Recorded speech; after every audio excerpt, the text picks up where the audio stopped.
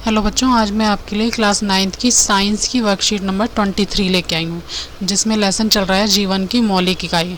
इसमें अंतः द्रव्य जालिका के बारे में बताया गया है। अंतः द्रव्य जालिका या ईआर झिल्ली से बनी बहुत सारी नलिकाओं का एक बड़ा सा जाल है, जो एक आयताकार बैग रूपी पुट्टिका बना लेते हैं। पुट्टिका मतलब बहुत सारे थैलों का आकार। ठीक है, ये दो प्रकार की होती हैं। ठीक है, पहला है खुरदरी अंतःद्रव्यीय जालिका और दूसरी है चिकनी अंतःद्रव्यीय जालिका। RER या खुरदरी अंतःद्रव्यीय जालिका की झिल्ली पर छोटे छोटे कण लगे होते हैं, जिन्हें राइबोसोम कहते हैं, जिनकी वजह से इनकी सतह खुरदरी होती है। यह केंद्रक झिल्ली से जुड़ी रहती है। हम जानते हैं कि हर प्रकार के प्रोटीन निर्माण की सूचनाएं केंद्रक में DNA में होती हैं। जब भी कोशिका में किसी प्रकार का प्रोटीन की ज़रूरत होती है, तो यह सूचना RNA के रूप में केंद्रक के बाहर जाती है। ठीक है, और राइबोसोम इन सूचनाओं के आधार पर प्रोटीन बनाता है और प्रोटीन RER के द्वारा कोशिका के विभिन्न हिस्सों में पहुंच जाता है या पहुंचाया जाता है। ठीक है, अब नीचे दिया हुआ है चिकनी अंतर्वाहिका झिल्ली या SER में राइबोसोम नहीं होते। बच्चों, फर्स्ट ही क्वेश्चन में दिया हुआ है इसका अंतर। ठीक है, आप इसमें से भी अंतर लिख सकते हो, पूरा साफ साफ दिया है डिटेल दोनों की, RER की भी दिया है और SER की भी दिया है। ठीक है, इसमें राइबोसोम नहीं होते, इसलिए यह चिकनी नहीं दिखाई पड़ती। SER कोशिका में के नए कार्य में सहायक वसा लिपिड पदार्थ के अणुओं के बनाने में सहायता करती है। कुछ प्रोटीन तथा वसा कोशिकाएं विभाजन के समय कोशिका झिल्ली बनाने में सहायता करते हैं, जो अंतःद्रव्यीय झिल्ली द्वारा ही संभव है। इस प्रक्रिया को झिल्ली जीवांत जनन कहते हैं। इसमें 4 क्वेश्चन दिए हैं बच्चों। अब मैं आपको इनके क्वेश्चंस के आंसर बता देती हूँ। तो क्वेश्चन नंबर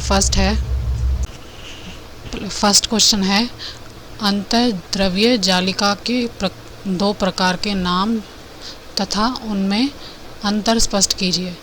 ठीक है, तो इसका आंसर है अंतःद्रव्यीय या ER के 2 प्रकार होते हैं। पहला खुरदरी अंतःद्रव्यीय जालिका यानी कि RER और सेकंड है चिकनी अंतःद्रव्यीय जालिका यानी कि SER। पहला पॉइंट डिटेल करेंगे बच्चों। आप इसको लाइन डाल के भी कर सकते हैं, जैसे अंतर स्पष्ट करते हैं ना, वैसे अंतर ही तो पूछा इन्होंने, तो हम लाइन डाल के भी कर सकते हैं। इनकी झिल्ली पर छोटे छोटे कण लगे होते हैं, जिन्हें राइबोसोम कहते हैं, जिनकी वजह से इनकी सतह खुरदरी दिखाई पड़ती है। यह केंद्रक झिल्ली से जुड़ी होती है। सेकंड है SER, इनमें राइबोसोम नहीं होते, इसलिए यह चिकनी दिखाई देती है। SER कोशिका के कई कार्य में, जैसे वसा लिपिड पदार्थों के अणुओं को बनाने में सहायता करती है। ठीक है बच्चों, ये था फर्स्ट क्वेश्चन का आंसर। अब मैं आपको सेकंड क्वेश्चन बता रही हूँ। सेकंड क्वेश्चन है बच्चों, राइबोसोम का कोई एक कार्य लिखिए। इसका आंसर है हम जानते हैं कि हर प्रकार के प्रोटीन निर्माण की सूचना केंद्रक में होती है। देखो यहाँ पे प्रकार के बाद के नहीं लिखा हुआ और में 2 बार लिखा हुआ है, इसको सही से कर लेना। जब भी कोशिका में किसी प्रकार के प्रोटीन की ज़रूरत होती है, तो यह सूचना RNA के रूप में केंद्रक से बाहर आती है और राइबोसोम इन सूचनाओं के आधार पर प्रोटीन बनाता है। यह है बच्चों सेकंड क्वेश्चन का आंसर। अब थर्ड क्वेश्चन का आंसर है, पहले थर्ड क्वेश्चन सुन लो। झिल्ली जीवांत जनन किसे कहते हैं? कुछ प्रोटीन तथा वसा कोशिकाएं विभाजन के समय कोशिका झिल्ली बनाने में सहायता करते हैं, जो अंतःद्रव्यीय जालिका द्वारा ही संभव है। इस प्रक्रिया को झिल्ली जीवांत जनन कहते हैं। बच्चों, ये थर्ड क्वेश्चन का आंसर है। फोर्थ क्वेश्चन है SER की सतह खुरदरी क्यों दिखाई देती है?